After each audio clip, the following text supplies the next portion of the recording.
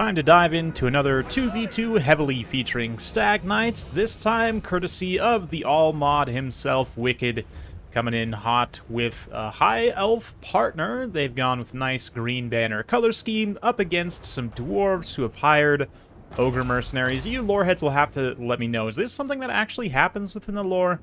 Do the dwarfs actually hire ogre mercenaries, and would their hatred of elves be so much to motivate them in order to do so? I'm not really sure, but let's take a look at the builds anyway.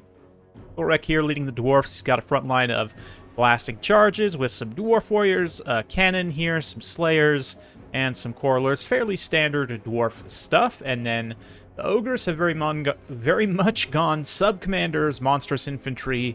They've got bulls with iron fists, bulls with dual weapons, a couple of iron guts, a couple of man-eaters, who I guess are probably the most appropriate sort of mercenary ogre unit, right? And then we've also got a couple of gorgers over on the far side. Very interesting choice. And then for this massive elven alliance here, we've got the Glade Lord on the dragon, as you saw, 3 Stag Knights, and then a bunch of Glade Guards, Starfire Shafts, and regular mixed in for the High Elves. Tirnoch Chariot, going to be led by Alariel. I've been seeing a little bit more of her lately. Her heals are pretty good, to be honest, although she hasn't seen a lot of use in the meta up until now, I think. Fireborn, and we've got lots of White Lion infantry, archers, and spearmen up front. Let's get things on full speed here and watch this big old engagement unfold. I love some 2v2 action. Absolutely awesome. Let's actually get in close here. Watch as these armies start to exchange some fire, the bows and the cannons teeing off against each other. The elves, though, loading very heavily with the dragon and the Stag Knights over on this far side. They're going to get a lot of value in a push, try and break the dwarf's flank, and then just roll up the rest of the formation. So, well, again, appreciate some of this beautiful cinematic action. These miners going to get absolutely pin-cushioned, and then here come the Stag Knights, starting to collapse. The Gorgers missing their charge as the Ogre player is microing elsewhere. Stag Knights are also going to start to drop in on those Dwarf Warriors. Dwarf Warriors, although, do have charge defense from the front, so won't take too much damage. Looks like Wicked's going to kind of dive away there. Meanwhile, on the front line, Dwarfs somewhat counterattacking into the Elves. You can see the blasting charges starting to do their work on the front line, although the miners are also getting fairly heavily punished. The Ogres are also making their own kind of flank attack here. Alariel and the Fireborn trying to hold them back for the time being, but it's definitely going to be tough. We've got a Rune of Doom popped, which does buff even the Ogre troops here. Of course, all units map-wide getting that melee attack buff, and it's a pretty nice timing with the Ogre's push on this flank here by the Dwarven ally, but they themselves are not really pushing heavily in melee, just trying to sit back and utilize their missile units. So a big shootout occurring here in the center. Let's swing back over to the Stag Knights, who have now pretty much cleared the Gorgers and are having to get out of dodge before the Slayers get in on them. Slayers did eat Awakening of the Wood there to slow them down, and are also going to be eating a lot of the Wood Elves' archer fire here, I would imagine, but let's see. Going to keep a nice wide view here as both teams attack the opposite flank of their opponent here. And yeah, we're going to see some kind of debuffs going off here. I'm not really sure. But the Man-Eaters and Iron Guts getting in is definitely a problem, and Man-Eaters will definitely deal with the infantry very well, and obviously, sorry, the Iron Guts will deal with the infantry very well. The Man-Eaters, great weapons, obviously will trade very well against the cavalry and against Alariel herself, so she's got to be careful not to get fully surrounded here. The Eagle is very light mass, so it definitely needs to get out of there, maybe swoop in with the Fireborn to try and help out. But the Dwarf Cannons look like we're doing a little bit of friendly fire there. Definitely want to try and focus throughout the center of the army. Now, though, that the Stag Knights have kind of broken the Dwarfs' rear, so to speak. Definitely Slaanesh approved, but the Dwarfs are now pushing forward to try and attack, given that they, don't really have any reason to stay back and protect their missile units, being heavily compromised by those Stag Knights. But the Stag Knights also coming forward to try and disrupt this advance. The Elves don't have a lot of melee infantry left. They mostly just have a few scattered spears, handful of White Lions still in the back, but definitely suffering pretty badly. Tirnoch Chariot also, unsung hero, has just been hanging around out on this flank, using its missile attack to generate some value. But yeah, Fireborn over here going after those Iron Guts, and the great Stag Knights, a nice wheel all the way up and around, bust through the Dwarfs, and are able to make it back to their own lines here. So some really nice play with those Stag Knights just to overload on that one side. But both teams definitely scrapping, and the Glade Lord here in the back has to be careful. Thorek has magic damage, and the Glade Dragon definitely relies on that 20% physical resistance in order to not take too much damage. Doesn't have a lot of HP in comparison to other dragons, and yeah, not a lot of armor either. Poison, though, and magic attacks on its own attacks, which is going to matter somewhat, as Thorek does have physical resistance. Looks like he mistakenly brought all the runes, which is a little bit painful, but still, Rune of Doom will be quite nice. Again, buffing the entire map worth of Dwarfs and Ogres. The Ogres, a little bit of overblobbing here. Definitely need to spread out and start to attack this Elven position. But the Stag Knights are here close, helping to deal with the Iron Guts. And the counterattack is definitely starting to tell a little bit. The elves are doing their best to kind of break up this advance and, like here, get a nice little terror out on those units. But Blade Lord's got to be careful. Definitely needs to have the Stag Knights close, and they are definitely within range to try and charge into this Wob and support. Again, the Dwarf Cannon also doing a little bit of friendly fire to the Ogres here as it tries to hit the Dragon. Danger close to these big ol' Ogre infantry, but anyway. Spearmen and White Lions continuing to try and hold out. The Lions are going to get out-traded for the most part by the Iron Guts, but anytime they can get hits, obviously, that armor-piercing damage will be quite nice in that situation. But it's definitely anyone's game at this point. It's basically dead even after all this time in terms of the balance of power and the battlefield situation. I mean, Dwarfs are definitely pressing on all fronts along with the Ogres, and it's going to be up to the Stag Knights and the Dragon to try and protect what they can of the missile units. Thankfully, the Dwarfs, obviously, their pressure here isn't very fast, right? Their slow Dwarven infantry are not going to run down these archers in a big hurry, so the Stag Knights definitely have plenty of time to react. Nice little side-shotting breath attack there. Does some friendly fire to the Spearmen, but also it's going to do a number to these blobbed-up Dwarven infantry there. And the Ogres also, just in this giant, dense blob, have been really tough to break. It's tough for the Stag Knights and the Blade Lord to charge in with such a density of Ogres, so it's smart to just try and maybe wipe the rest of the units off the field, clean up what's left of the Dwarfs here, and then deal with the Ogres in the late game, perhaps. But yeah, the Tyrannok Chariot's also still back here. Let's just check in on their value. Only 313, but again, they haven't really taken much damage in melee, so still fairly fresh.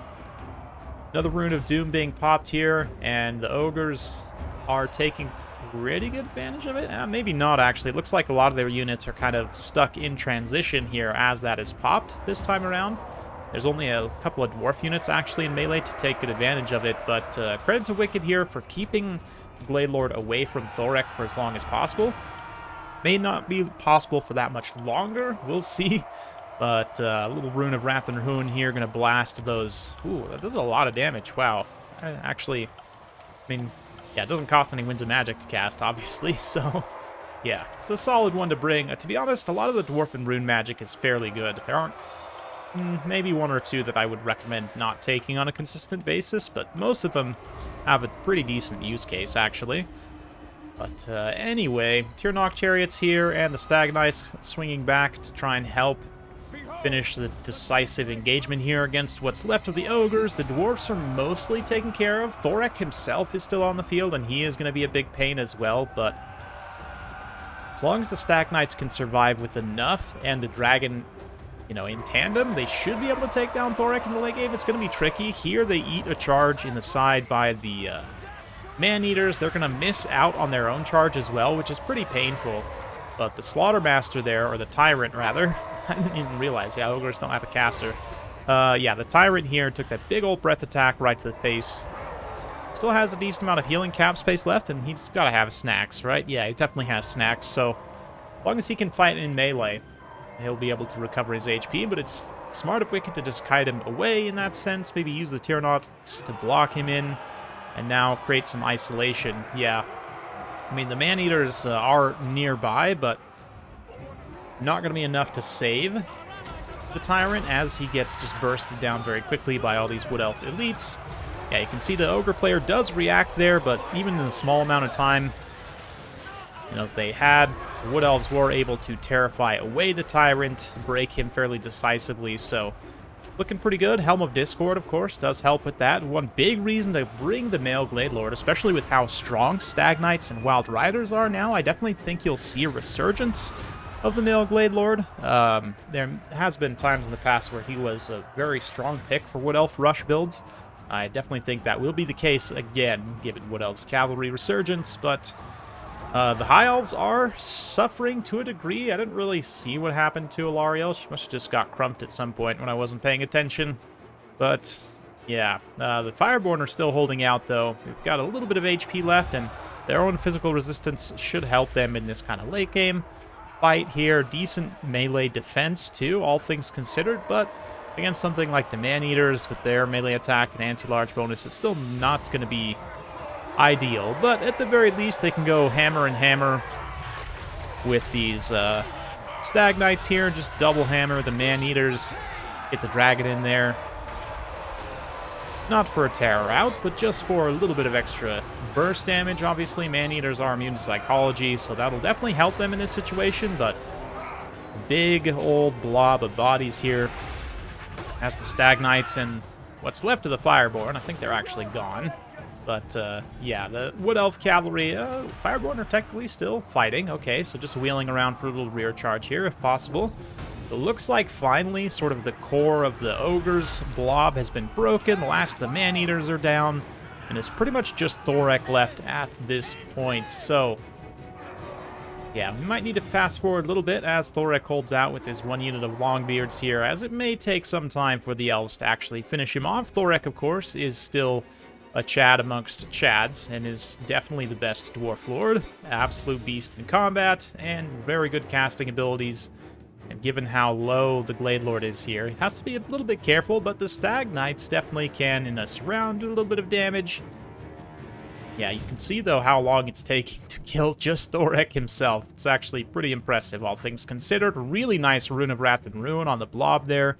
Gotta keep things from getting too far out of hand for the Dwarfs, but Thorek ultimately, you know, Wicked can endlessly cycle charge here as he has plenty of units left on the ground in order to act as an anvil, and it ends up working out very close, actually. Very, very close, but the Elves obviously take home the win, and the Stag Knights definitely perform quite well, get quite a bit of value back, all things considered. The Dragon also, 3,325 damage.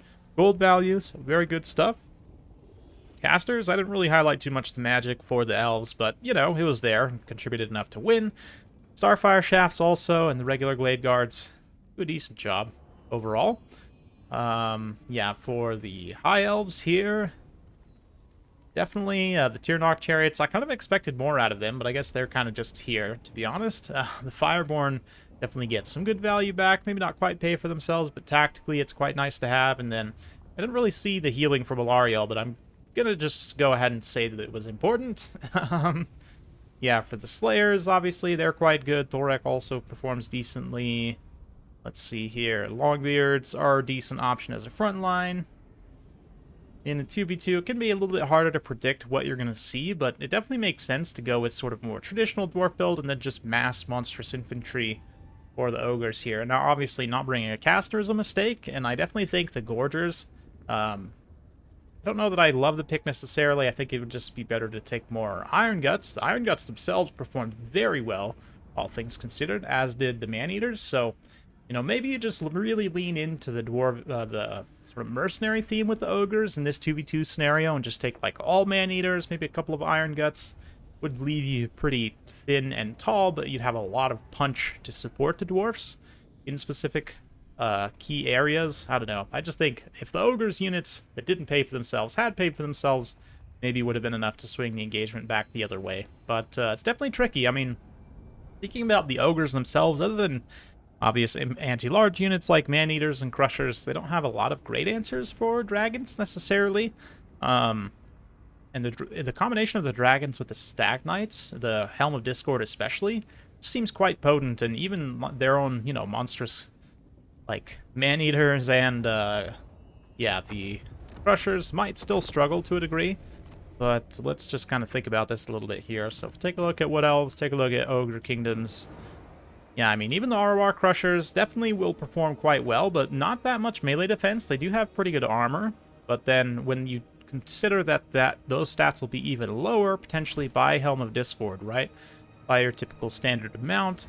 Not to mention, this guy also has an additional +5 melee attack, plus 10% charge bonus buff, with an extra +5 melee attack from Call of Woods, so you're really just stacking things very heavily in the Stag Knight's favor at that point. Yeah, Stag Knight's also, physical resistance is going to help against everything that's not like the ROR Crushers specifically. Not to mention, taking a super expensive cavalry unit like this is already a giant risk against Wood Elves, obviously because of their own shooting prowess. They could just also, like, slow these guys down or net them if they take Lady, and then they're just going to get shot to death. So it's kind of tricky to take them. Anyway, let me know what you guys think in the comments down below. Hopefully you enjoyed that 2v2. If you did, be sure to like, subscribe, hit that bell notification button. Every time I upload a new video, you'll be notified. Thanks again. We'll see you next time.